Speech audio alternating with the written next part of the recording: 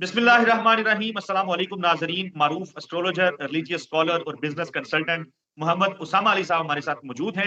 उसामा भाई के साथ हमने बात करनी है पाकिस्तान की कौमी असम्बली, पाकिस्तान की वफाकी हुकूमत जहां से बननी है, उस कौमी असम्बली के अरकान जो हैं उन्होंने ओथ जो लिया है वो लिया है मून अंडर स्कॉर्पियो कमर दर अकरब। मेरे चैनल के ऊपर वीडियोस मौजूद हैं।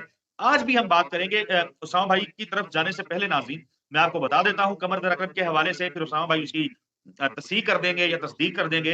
कमर दर अकरब जो है मून अंडर स्कॉर्पियो, ये वो 55-56 घंटे होते हैं जिसके अंदर किया हुआ कोई भी काम जो है वो मंजिल तक नहीं पहुंचता, गले पड़ जाता है।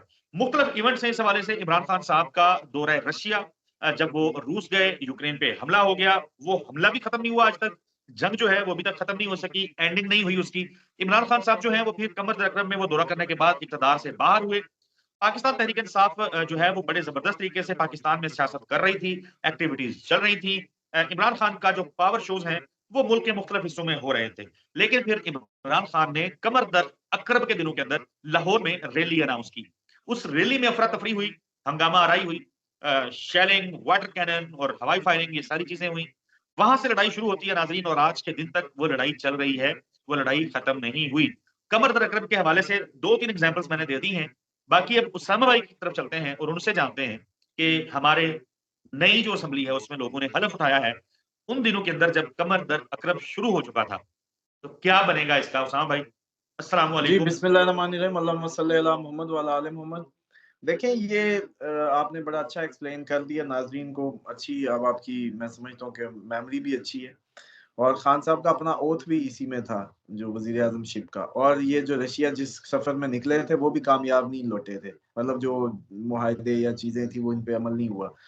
तो उसके बाद ये है कि ये ओथ जो नवाज़ शरीफ साहब का ओथ सबसे इम्पोर्टेंट है, जो इनवैलिड हो सकता है। बाकी छोड़ें सारी खबरों को आप, कि कमर दर अकरब में जिसने ओथ लिया है ना आपकी कौमी असेंबली में, वो कोई भी अपनी मुद्दत हो सकता है पूरी ना करे।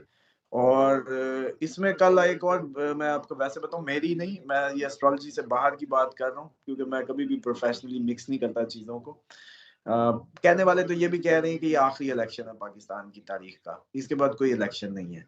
और जी, ये भी मैं अभी बाद में एक्सप्लेन करता हूँ कि ये कौन लोग हैं और क्या कह रहे हैं। तो बहरहाल ये जो बातें हैं उसमें इसमें 2 बातें समझें कि रूहानी दुनिया को छोड़ें जी, वो क्या कह रहे हैं, वो नेमत शाह वलीउल्लाह के हिसाब लगा के और चीज़ों के वो बता रहे हैं कि ये फाइनल आखिरी इलेक्शन है। अब एक व जैसे कहते हैं ना, मर्द मोमिन हमारी उससे निकलेगा और फिर इस्लामी शरई इस्लामी उसका झंडा गाड़ेगा और इमरान खान को जो है हमेशा के लिए जो है ना उस पे बना देगा। एक ये थ्योरी आई है, ये बुजुर्ग हैं कोई उनकी तरफ से, और उनके मुताबिक तो ये आखिरी। अब बात ये है कि ये जैसा इलेक्शन हुआ, छोड़ दें उनकी बात को, एक साइड पे रख दें। जो बंदा सुबह से शाम तक ज़लील हुआ, उसको पता चला कि उसके वोट का जो है कोई सर-पैर नहीं है, वो कहीं नहीं लगा, वो दोबारा क्यों देने लगा है? उसको कन्विंस करना बहुत मुश्किल होगा। दिहाड़ी लोग किराए भर-भर के गए हैं, बड़े शहरों से छोटे इलाकों में, बैरून मुल्क इधर आए हैं। बड़ा लोगों में एनर्जी थी, पैसे एक-दूसरे को दे रहे थे। जो कहता था मैंने वोट पीटीआई को डाला, उसको टिप ज़्यादा मिल जाती थी।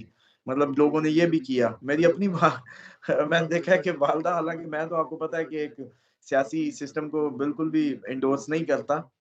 लेकिन ज़ाहिर-सी बात है, फैमिली मेंबर्स आज़ाद हैं अपनी-अपनी उसमें। तो वो टैक्सी ड्राइवर को उन्होंने जो है 500 ज़्यादा इसलिए दे दिया है कि उसने कहा जी मैंने वोट डाला है पीटीआई को। तो ये तो लोगों की मैं आपको बता रहा हूँ सेंटिमेंट्स थे। लेकिन सर उसके बाद ये सब जो हुआ, 17 कराची फारिग, कराची वाला पागल है दोबारा वोट डाले। चलें बताएँ क्यों डाले?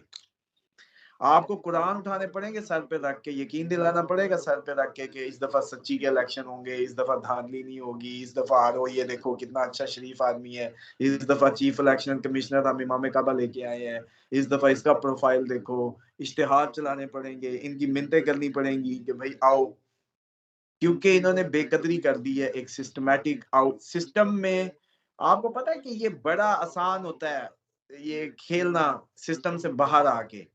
लेकिन अगर अगला भी तगड़ा हो, मतलब मिसाल के तौर पे हम दोनों क्रिकेट खेलते हैं या हम दोनों कोई भी लूडो खेलते हैं या कोई और गेम, हाथापाई, रेसलिंग, तो अचानक हम कह देते हैं कि असूल खत्म। तो फिर जो तगड़ा है ना, वो ले जाएगा चूल्हे। और ज़िंदगी में याद रखिएगा कि ये जब अवाम का आपका सेंसिस आया ना, ये 26 करोड़ है, हर हल्के में 1.5 लाख है, आपकी टोटल मशीनरी जो है ना 5 7 8 10 12, सिंपल 1% भी नहीं, किधर से क्या कर लेंगे? आपको अकल है कि आपने कितनी बड़ी खेल खेल ली है, दायरे से बाहर जाके आउट ऑफ द लॉ चीजों को करके आपने एक दिमागों को तहरीक दे दी है। बच्चा सीखता है, आपने सिखाया है कि out of the way, out of the way क्या होता है, लॉ से अबव क्या होता है, ये आपने खुद प्रैक्टिस करा दी है। अब इसमें कल को ना रोएं, सबको जवाब देना पड़े। आपको याद है मैंने ये भी प्रेडिक्शन की थी कि जिन्होंने इस अप्रैल से पहले जिन सरकारी मुलाजमीन ने जो किया, इस साल के एंड तक भरेंगे वो, और ये पक्की बात है। इसमें भी मेरी दो बातों में कोई, जैसे कहते हैं ना, मुझे मतलब जैसे कहते हैं कि गुनाह की हद तक जाने दें। एक, नवाज शरीफ का कैरियर खत्म है, इसमें कोई शक नहीं है। दूसरी, इस बात में भी कोई शक नहीं है कि आपका जो मुलाजिम इस सारे कांड में मुलविस है, वो छोटा हो, वो बड़ा हो, वो बेशक जैसे कहते हैं ना कि सातवें आसमान के लेवल पे हो, जहां मर्जी हो, वो भी इसकी पाएगा। बल्कि मैं आपको एक और उसमें आज नाज़रीन को सैटर्न की भी थोड़ी-सी बात बताएँगे, मुझे हाँ याद भाई, कराइएगा। तो ये उसामा भाई जो स्ट्रैटेजी मैं एक चीज कमर दरअसल को लेके सिर्फ मैं चाहता हूं कि मुझे थोड़ा सा टाइम का आइडिया दें कि ये कब से शुरू हुआ था। वैसे तो गूगल पे मौजूद है, देख सकता 29, हूं जाके। देखिए जी, उसमें 29 को शुरू हुआ है, 29 के दोपहर में, ठीक है। और उसके बाद ये गया मार्च के। अब इसमें भी 2-3 बातें होती हैं। इसमें ना थोड़ा-सा मार्जिन पीछे और थोड़ा-सा आगे रखना चाहिए, क्योंकि ये जो डेट्स हैं, ये तो 1 सदी का कैलेंडर बना हुआ है, मोस्टली इस्लामिक जो है। तो इसमें आपको पता है बड़ी तब्दीलियाँ हैं। हम्म। 29 दिन वाला, 28 दिन वाला मामला से लेके, तो मुझे लगता है कि इसमें ना थोड़ा सा क्वेश्चन रख के एहतियात लाजिम या एहतियात वो वाजिब समझते हुए ना इसको पीछे और आगे थोड़ा थोड़ा मार्जिन रखें। मतलब एक पूरा दिन समझें, 28 की रात से ही समझें, 28 की सुबह से ही समझें इसको, और मार्च भी 2 को नहीं, इसको 3.5 तक ले जाएं, मतलब 3.5, 3 मार्च को भी समझें, मतलब फिर पूरा इसमें तो एहतियात। फैलर का जो चांस है वो ये भी तो हो सकता है ना कि 29 फरवरी दिन 11 बजे अगर कोई ओथ ले रहा है, 12 बजे 1 बजे ओथ ले रहा है, तो हो सकता है कमर दरअसल 29 को आया ही ना हो, वो शुरू ही यकम से हो। हाँ, ये भी पॉसिबिलिटी हो सकती है, लेकिन ये इसमें देखें 2 कैलेंडर हमें मिलते हैं, अभी आप गूगल करें ना तो एक 29 को कर रहा होगा सुबह से या उससे, एक हो सकता है कि वाक़ई 29 की रात से कर रहा हो 6 घंटे आगे, 8 घंटे आगे। तो ये पॉसिबिलिटी, हाँ, मैंने कहा ना, एरर के चांसेस हैं। होता ये है कि लेकिन बस इसमें एनर्जीज़ वीक होती हैं ये जो लोगों की। प्रोसेस है उसमें जो वज़ीर आज़म का इंतखाब होना है वो इन 2 दिनों के अंदर हो जाना है। तो वो कमर दर-ए-करब तो मैच्योर हो चुका होगा। हाँ, तो फिर तो अगर हो गया तो वज़ीर-ए-आज़म तो फिर आपका नहीं टिकता, जो मर्ज़ी कर लें। हमें चलें, बाकी तो छोड़े ना, एस्ट्रोलॉजी की कैलकुलेशन तो छोड़ दें सारी। ये तो अहले बैत का बताया हुआ कमर दर अकरब है, ठीक है जी। और उसके उस बारे में इस्लामिक उसमें बहुत कुछ मिलता है। तो मून वीक है, आपको चाँद से ही चलाया जाता है, इतनी कोई हैरान होने की या मुँह खोल के लोग देखने लगते हैं बाज़ औक़ात। आप इस्लामी दिन आपके चाँद से चलते हैं, आपको चाँद से ऑपरेट किया जाता है, आपको चाँद से ही चलाया जाता है, और इसमें चाँद ही वीकर डिग्री पे होता है, बस सिंपल इज़ दैट। इसमें कोई एज़ सच वो नहीं है। आप सैटर्न के हवाले से कुछ बताने जा रहे थे, वो बता दें फिर हम वाइंड अप करते हैं। ये सैटर्न के बारे में आज थोड़ा-सा मुझे याद आ गया कि सैटर्न का साल है, सैटर्न का साल है, तो मैं थोड़ा-सा ना इनकी तस्हीह करना चाहता हूँ। सैटर्न को जो शनि कह के इंडियन एस्ट्रोलॉजी में शनि कहा जाता है, ये एक्चुअली उन्होंने अपना नहीं कैरी किया। सैटर्न को हज़रत जिब्राईल अलैहिस्सलाम से मंसूब किया जाता है, और इसमें ये पॉसिबिलिटी है कि यहूदियों ने इल्ज़ाम लगाया था कि जिब्राईल गलत वही ले आया है, तो वो जिब्राईल के मुखालिफ हो गए थे। तो एक्चुअली फिर उसमें मैं किसी दिन आयत भी बयान कर दूँगा, वो मेरा अचानक ज़हन से निकल गई, कि जिसमें अल्लाह ताला ने कहा था कि ये जिब्राइल का काम तो हमारा हुक्म को फ़ॉलो करके पहुँचा देना है। उसकी कोई अपनी मर्ज़ी नहीं थी कि वो मोहम्मद सल्लल्लाहु अलैहि वसल्लम के पास आ गया। तो ये फिर यहूदी जिब्राइल के बड़े खिलाफ हो गए, और ये जो मंसूब है ना सैटर्न, और ये सैटरडे इनका, ये जिब्राइल से है। तो ये एक्चुअली जो है, समझ लें कि जिब्राइल का साल है। अगर आपकी तालीमात देखें तो इनका शनि, इन ये जो शनि करके इसको करते हैं ना, बड़ा नेगेटिव सा एक साउंड, मोस्टली नहीं करते, मतलब ये एस्ट्रोलॉजर्स की भी उसमें कैटेगरी है।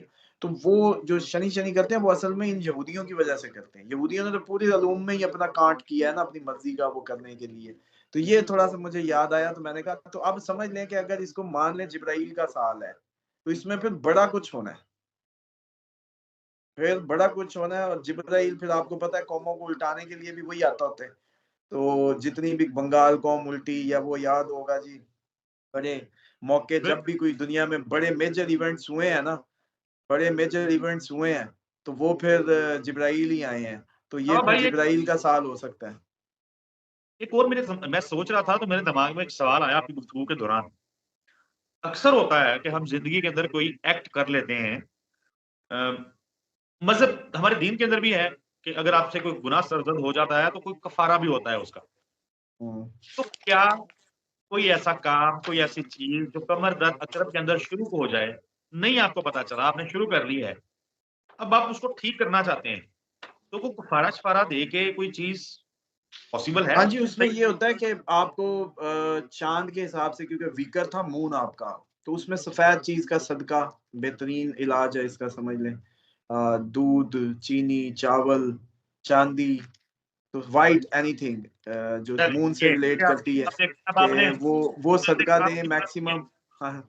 लेकिन ये अब आपने आपके ये पीडीएम वाले ना दे दें ना सदका, तो इसलिए आप जो है आज ना पूछते, इनको ले लेने दें और अभी। तो सिक्का दें, मैं तो चाहता हूँ कि वो चीनी, दूध, आटा, दही और भी जो-जो सफ़ेद चीज़ें आती हैं, वो हमको फ्री दे दें और 5 साल देते रहें। इससे बढ़ के हमारे लिए अच्छी चीज़ क्या होगी? एनीवेज़ उसामा भाई, बहुत शुक्रिया आपके कीमती वक़्त के लिए। नाज़रीन, हमें दुआ में याद रखिएगा जब भी दुआ के लिए हाथ उठाएँ। अल्लाह हाफ़िज़।